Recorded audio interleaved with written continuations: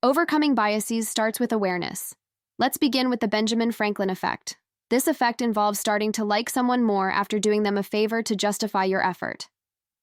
Anchoring bias is relying too much on the first piece of information received, as seen when a store tags an item at $100 but offers a 50% discount, creating the perception of a good deal. The Google effect occurs when we easily forget information, relying on online search engines for quick retrieval. The bike shed effect involves obsessing over small details and neglecting more important matters, such as spending excessive time on shed color choices while ignoring crucial project aspects. The framing effect happens when the way information is presented changes how we feel about it. For example, saying 80% fat-free sounds more appealing than 20% fat. The ostrich effect is when you avoid unpleasant information, like skipping your bank statements to avoid seeing how much you've spent lately. The spotlight effect is feeling like everyone is watching you closely, especially when speaking in public, though others are likely focused on themselves. Curse of knowledge bias is when you know something so well that it's hard to explain to someone who doesn't know it, like a lawyer using legal jargon with a client. Loss aversion is when we'd rather avoid losing something than gain the same thing. For instance, losing $50 feels worse than gaining $100 makes us happy. Gambler's fallacy is believing that past events affect future chances, like thinking a coin will land on heads because it landed on tails multiple times before. Authority bias is when we believe and trust someone just because they're in charge, like accepting a doctor's advice without questioning it. Mere exposure effect is when we like something more because it's familiar, like picking a chip brand seen on TV commercials a lot. Sunk cost fallacy is sticking with something just because you've already invested in it, like watching a movie you don't like after buying the ticket.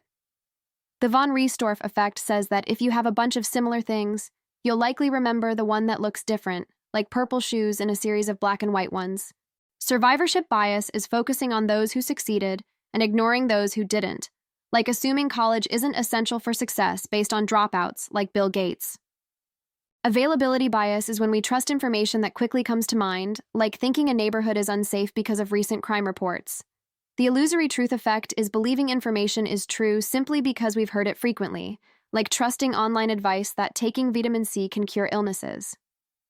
The contrast effect is when something seems different based on what you saw or experienced before, like trying a fancy phone first might make a regular one seem horrible. The confirmation bias is seeking info that supports our beliefs and ignoring different views. Like when sharing a business idea, it's focusing only on the positive feedback. Clustering illusion is when we think there's a pattern in random events. Like an investor sees a stock going up and down for 4 days, thinking it follows a predictable trend. Anecdotal fallacy is using a few personal experiences to decide something for everyone, like thinking all will succeed as lawyers because your cousin did. Neglect of probability bias is ignoring risks and how likely something is.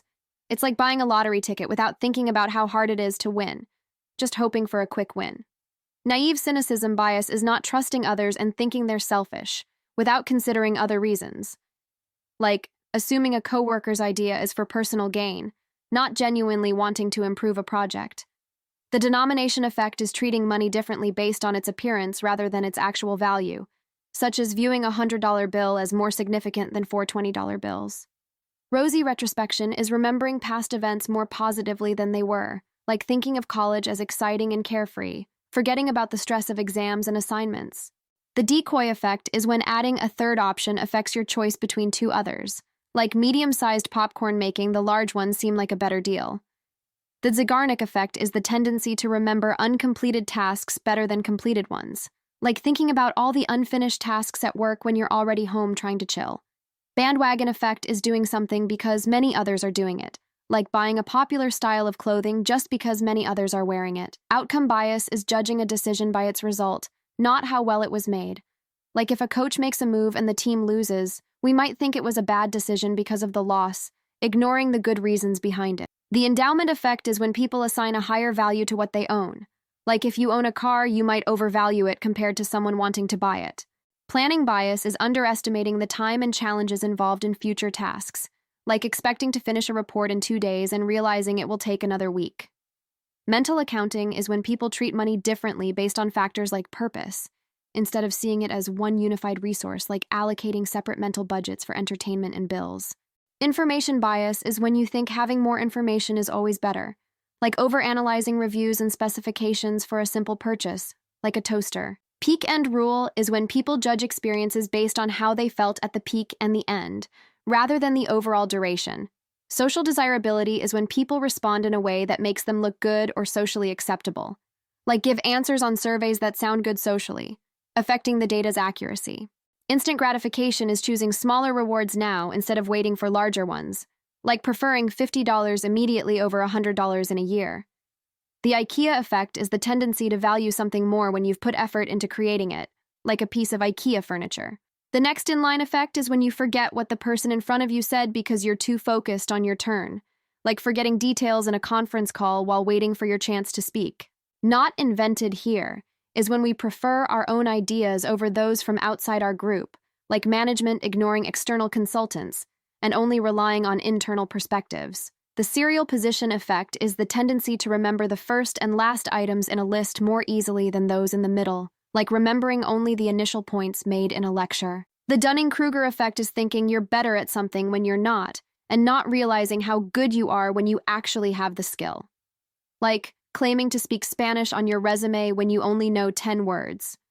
The hard-easy effect is when we're overly confident about hard tasks, but less confident about easy ones. Like when learning to drive, you might be very confident about passing the driving test, but less certain about the written exam.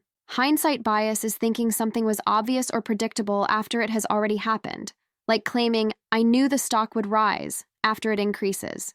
Restraint bias is thinking you have more self-control than you really do, like believing you can resist impulsive shopping but overspending during a sale. Hot hand fallacy is believing someone is more likely to succeed just because they did well before, even if each attempt is separate. Like thinking a basketball player will keep scoring because they made several shots in a row. The halo effect means positive impressions in one area influence positive feelings in another. Like when choosing running shoes, you may prefer a brand with fit presenters. Optimism bias is when people believe they are less likely to experience negative events, like thinking they have a lower chance of a motorcycle accident than others. Selective perception is choosing to notice information that fits your existing beliefs while ignoring what doesn't, like acknowledging praise from colleagues but overlooking constructive criticism. The recency effect is when we remember and prioritize recent information more. For example, managers might give high ratings to employees who did well recently, even if their past performance wasn't as good. The less is better effect is when we prefer a less valuable item when considering options separately, but this preference changes when we see them together.